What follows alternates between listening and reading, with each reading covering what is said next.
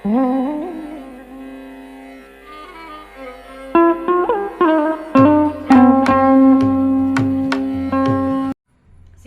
குரூப்பில் இருக்கக்கூடிய அனைத்து நல் உயிர்களுக்கும் சிவய நம.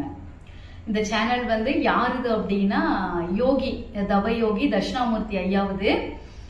ஐயா எதிர்காலத்துல உங்ககிட்ட நிச்சயமா வந்து பேசுவாரு. அவர் யார் அப்படிங்கறத அடியேன்னு சொல்லுவேன். இந்த அடிப்படையில ஐயா தன்னுடைய சேனலை நீங்க வந்து பேசுங்கம்மா அப்படின்னு கேட்டதுனால மக்கள் கிட்ட எளிமையா நான் வந்து கொடுத்துட்டு இருக்கேன். இந்த சேனல் நம்மளுன்னு கூட நம்ம சொல்லலாம். சிவ சிவ.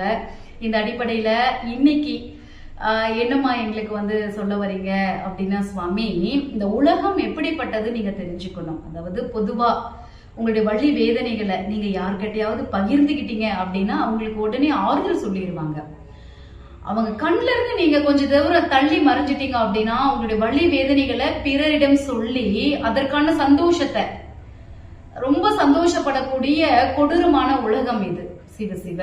மனிதர் பல எப்படிப்பட்டவர்கள்னு உங்ககிட்ட நீங்க வலிவேதனை சொல்றீங்க, அழுகுறீங்க அப்படின்னு உங்களுக்கு ஆறுதல் சொல்லிட்டு நீங்க சொன்ன விஷயத்த எடுத்துட்டு போய் இன்னொருத்தர்கிட்ட சொல்லி, நான் அப்பவே நினைச்சேன், அப்பவே சொன்னேன், இவன் கேட்கல, நான் சொல்லும் போது என் பேச்ச மீறி இவன் செஞ்சான், அதனால இவனுக்கு இவ்வளவு துன்பம், இவ்வளவு நாள் அசிங்கப்பட்டுட்டான் நான் அப்படிங்கிற கர்வத்தோட சொல்லுவாங்க. நான் சொன்னேன், என் பேச்ச கேட்டுதான் நல்லா இருப்பாங்கன்னு. அப்போ அவர்களுக்கு நான் ஒண்ணு சொல்றேன், உங்க பேச்சையே உங்க மனம் ஏற்கிறது கிடையாது, உங்களுடைய பேச்சை உங்க ஆன்மா ஏற்பது கிடையாது.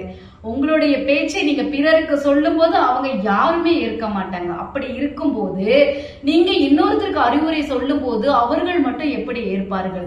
இல்ல அவங்களுக்கு அறிவுரை சொல்வது அளவுக்கு நீங்க தகுதியானவர்களா? அவங்க உங்ககிட்ட சொல்லி அழுகுறாங்க தன்னுடைய வேதனைய, ஆறுதல் சொல்லிட்டா நல்ல உயிர் அப்படியே விட்டுரும்.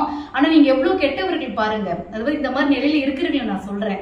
அவங்க வலிவேதனை எடுத்துட்டு போய் பிறர்கிட்ட சொல்லி நீங்க சந்தோஷப்படுற அளவுக்கு உங்களுடைய மனம் இருக்கும்போது நீங்க எப்படியேப்பட்ட தீய குணம் கொண்டவரா இருப்பீங்க இல்லையா? இவர்களுக்கான தண்டனை இந்த கலியுகத்துல எப்படி அமையும் அப்படின்னா, இவர்களையே 100 பேர் இல்ல 1000 பேர் வந்து இவருடைய வலி வேதனைகளையும் இவருடைய துன்பத்தையும் 1000 பேர் சிரித்து மகிழக்கூடிய நிலையை வந்து இறைவன் கொடுத்துருவான். அதனால உங்ககிட்ட யாராவது தன்னுடைய கஷ்டத்தை சொல்லி அழுகுறாங்க அப்படின்னா இறைவன் கிட்ட பிரார்த்தனை வைங்க. அவர்களுக்காக கொஞ்சமா உங்க நாவினால அன்பை கொடுத்து ஆறுதல் சொல்லிட்டு அதோட மறந்துருங்க. அவர்களை வந்து நீங்க வந்து அவர்கள் மறைஞ்சதுக்கு அப்புறம் அவங்களுடைய விஷயத்தை எடுத்துட்டு போய் இன்னொருத்தர்கிட்ட நீங்க சந்தோஷமா பகிரும் போது உங்களுக்கு இறைவன் வந்து மரணத்தை காட்டிலும் கொடுமையான நிகழ்வுகளை வந்து நடத்திடுவாரு வாழும் போதே. சிவ சிவ. இன்றைக்கு இது போதும்.